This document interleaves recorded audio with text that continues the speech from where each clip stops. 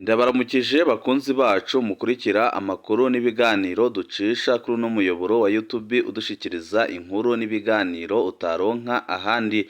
Turi ku itariki ya mbere ukwezi ni ukwa gatatu umwaka wa 2024 aho tubazaniye amakuru ahambaye cyane ari kuvugwa mu karere, aho tugiye kwibanda cyane cyane ku mutekano, tukibanda mu gihugu cy'u Burundi aho ibintu bitoroshe na gatoya nyuma y'ibitero bimaze iminsi biba bikozwe na Tabara, ariko Perezida Evariste Ndayishimiye we akabandanya kuvuga ko ibyo bitero biba biturutse mu Rwanda, kandi akavuga ko biba bigizwemo uruhare n'Abanyarwanda, mu gihe umushikiranganji we wa mbere we avuga ko Tabara itabivuye mu Rwanda, kandi akemeza ko Tabara igizwe n'Abarundi, kandi akavuga ko ari abana babo ndetse n'ababyara babo, ndetse akanavuga ikintu gikomeye cyane, akavuga ko Tabara iriko irakorana na bamwe mu bajejwe umutekano ngaha mu gihugu cy'u Burundi, kandi akanemeza ko no mu bagize leta harimo abariko barakorana na Tabara, mu gihe Perezida Evariste Ndayishimiye we ikusoni zimukora,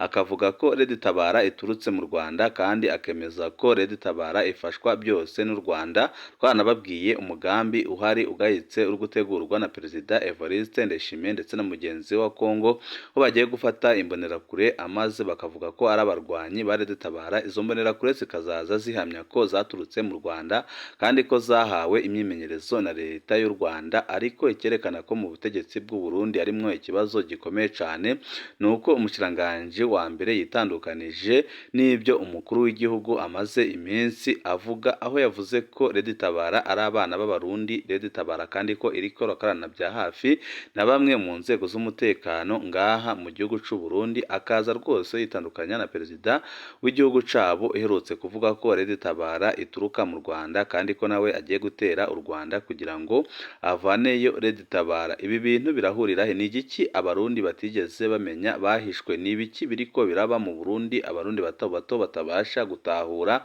ku buryo perezida w'igihugu cy'u Burundi yihandagaza akavuga ko umutwe bizwi neza ko uri ku butaka bwa Kongo, akavuga ko ubarizwa mu Rwanda, kandi akavuga ko agiye gutera igihugu cy'u Rwanda kugira ngo azane uwo mutwe, aho benshi bavuze ko Perezida Evariste Ndayishimiye byamunaniye gutwara igihugu, none akaba ashaka ibyitwazo bidafashe, none na minisitiri wiwe w'intebe yabivuguruje avuga ko Tabara ari abana b'u Burundi, kandi ko irakorana na bamwe mu nzego z'umutekano ngaha mu gihugu cy'u Burundi, ibyerekana neza ko Perezida Evariste Ndayishimiye atamutegetsi n'umwe mu Burundi uri gushimishwa n'ibyo ariko aravuga.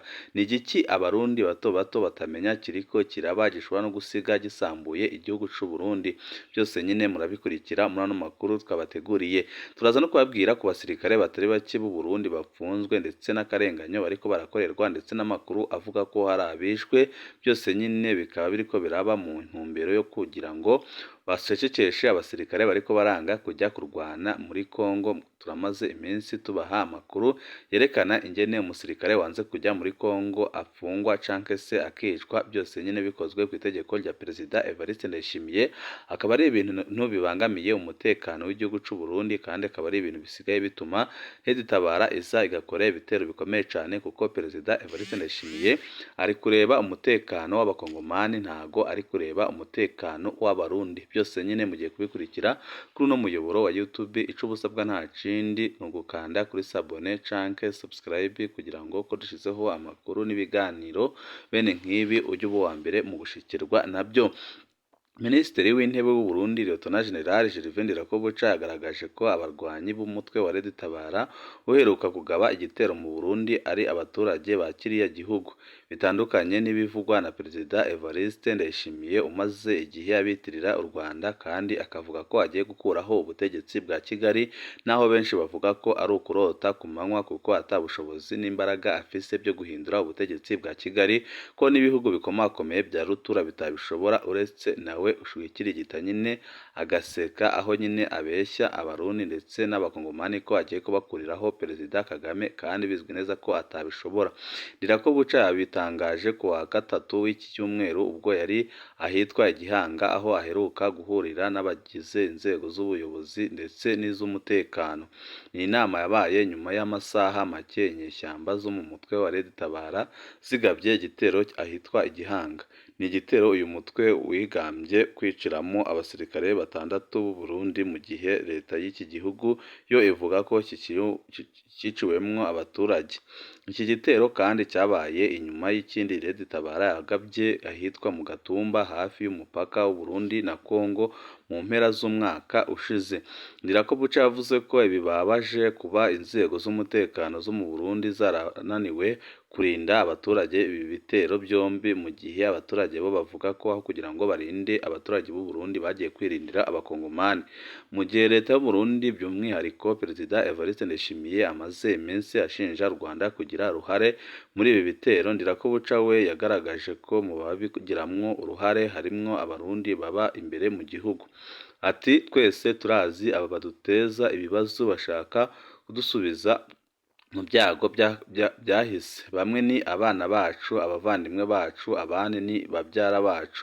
Niba abana bacu cyangwa abavandimwe bacu bahisemwo kwihuza cyangwa gufatanya n'imitwe yitwaje intwaro mu guhungabanya umutekano kuba tuzi aho baturuka, bisobanuye ko tugomba kubahagarika. Bitandukanye n'ibyo umukuru w'igihugu amaze iminsi ahenda abarundi akavuga ko Red Tabara ari abanyarwanda. Minisitiri w'Intebe w'u Burundi yunzemo ko inzego z'umutekano zimaze iminsi zikora amakosa yo gucunga umutekano w'igihugu, agaragaza ko mu gihe haba hafashwe ingamba zikwiye zo gucunga umutekano nta bindi bitero bizongera kubaho. Ndirakobuca kandi yanenze abagize inzego z'ubutasi z'u Burundi kudakora neza akazi kabo, abashinja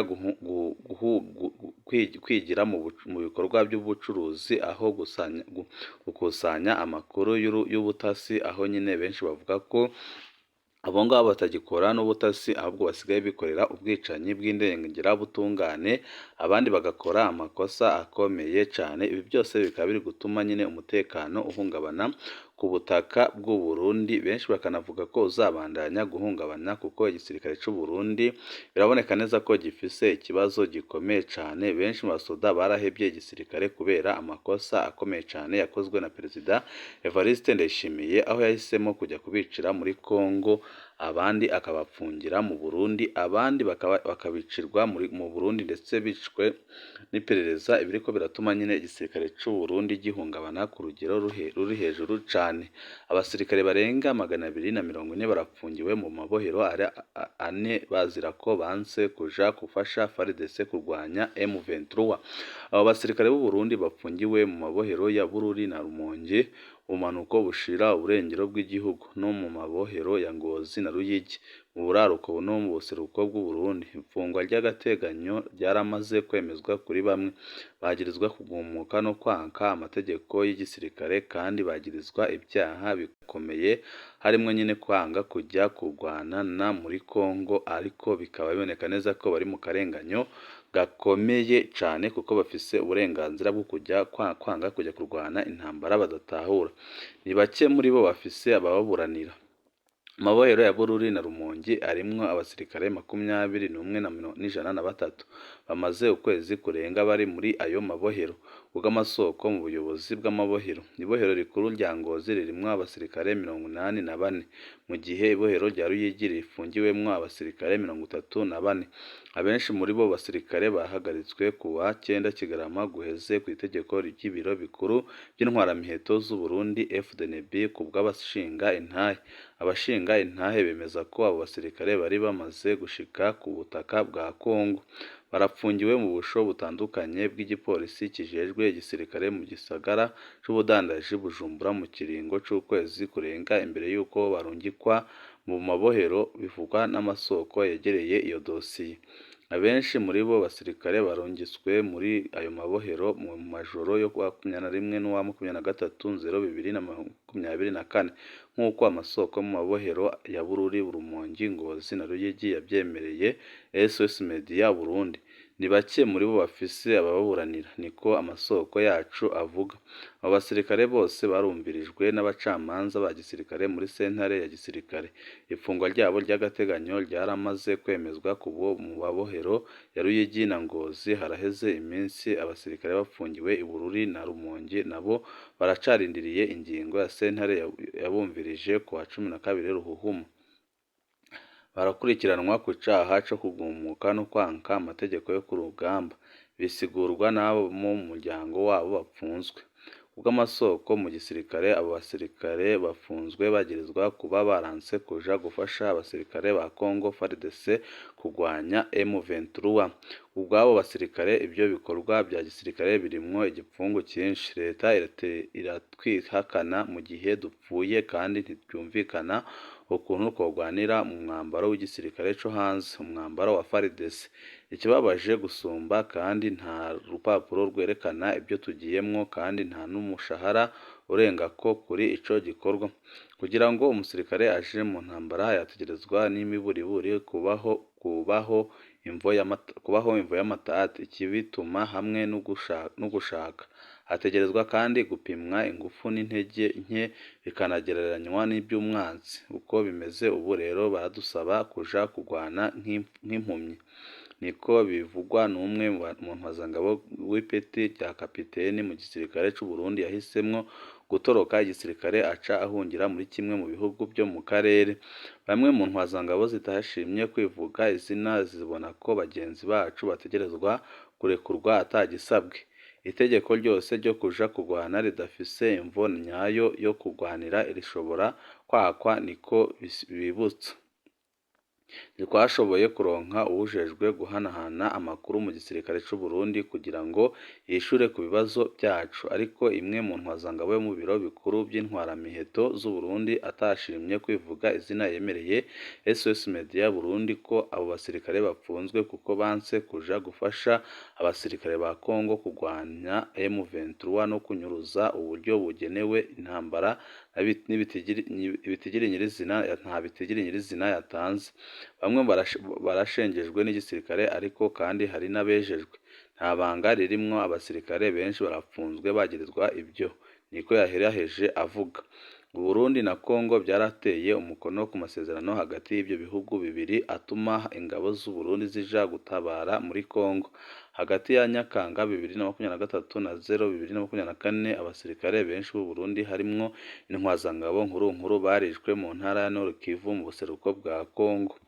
Kuwa 29 Kigarama 2023 mu kiganiro ku banyagihugu n'abamenyeshamakuru, umukuru w'igihugu Evariste Ndayishimiye yatangarije mu ntara ya Cankuzo mu buseruko bw'igihugu ko bisanzwe ko abasirikare b'u Burundi bicirwa ku butaka bwa Congo. Burundi buriko burafasha kugwanya no gutuza iterabwoba turi muri Somalia, Centrafrique. Nk'uko mubizi, Congo iriko irahungabanywa n'imirwi myinshi yitwaje ibigwanisho. Hariho amasezerano yo gufashanya. Udufashije umubanyi kuzimya inzu yiwe iriko irasha, ejo nawe ushikiwe ntazoza kugufasha. Nimba Uburundi bugiye gutabara Congo buriko buritabara bwo nyine kuko intambara nziza uyigwana imbere yuko iyigwana. Intambara ni umukino w'urupfu, ubihakana ntuba uri umusirikare. Umusirikare yategerezwa gushira mu mutwe ko apfira igihugu ciwe. Ibyo byose ni ibisanzwe, gutegerezwa kwitanga. Twebwe abasirikare twarabitereye umukono, bisigaye kuba ari guhemukira akarangamutima, niko yavuze. Yarabandanije n'agashavu yishura ku kibazo c'umumenyeshamakuru kijanye n'ipfungwa ry'abasirikare banka kuja gufasha abasirikare ba Congo kugwana. Igisirikare kirafise amategeko yacu. Hari umusirikare urugika kwizamu agahitamwo kuja kunywa urwarwa, ategerezwa guhanwa kuko igisirikare kigendera ku mategeko. Muri mu bikorwa bya gisirikare ibitandero birashirwa ku murongo, ibitagenda neza birashirwa ku murongo. Haba muri Congo, Centrafrique canke muri Somalia hose barahanwa.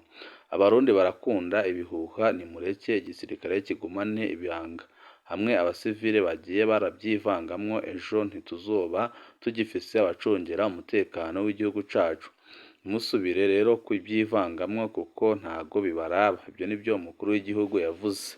Kuko umumenyeshamakuru w'inzobere Atanazi Karayenga aba mu Bufaransa akaba n'uwahoze ari intwazangabo mu gisirikare c'u Burundi yize i Cairo mu Misiri, abasirikare b'u Burundi barafise uburenganzira bwo kwanka amategeko mabi. Abasirikare b'u Burundi biyemeje gukingira abarundi, gukingira imbibi z'u Burundi, ariko si ugurwana nk'abacanjero bakorera igihugu rutura bambaye umwambaro w'ikindi gihugu. abasirikare b'u Burundi barafise uburenganzira bwo kwanka amategeko mabi ahantu hose babita abashishoza imbere yo kugira ico bakoze. Ndatahura rero umwiheburo n'ukugumuka kwa benshi mu basirikare b'u Burundi barungikwa nk'abacengero kurwanya M23 bita mu kaga gakomeye k'urupfu niko Atanazi Karayenga asigura. Abasirikare bipfira mu bikorwa byo kugarukana amahoro muri Somalia nk'akarorero umuryango uronka ibihumbi 100 by'amadolari mu Marundi. Kubapfira muri Kongo birimwo igipfungu cyinshi cane kuko n'umuryango ntumenyeshwa ko uwabo yapfuye, ikiriko kiratuma abasirikare benshi batabakomoka aho kugira ngo bajye gupfira muri Kongo kuko babona neza ko baba basize imiryango yabo ahantu habi cane kuko leta itaba ibanezwe. Banywanyi bacu ni ngaha duce dusozerera amakuru twari twabateguriye mu kandi kanya kari buze n'andi makuru ahambaye cane turi buze kubashikiriza aho tuza kwibanda ku makuru arebana n'umutekano. Weco busabwa nta kindi ni ukuguma wumviriza amakuru n'ibiganiro ducisha kuri uno muyoboro wa YouTube ubanje gukanda kuri sabone canke subscribe kugira ngo uko dushizeho amakuru n'ibiganiro bene nk'ibi ujye uba uwa mbere mu gushikirwa nabyo. Ibihe byiza nibyo ndabipfurije abanywanyi bacu.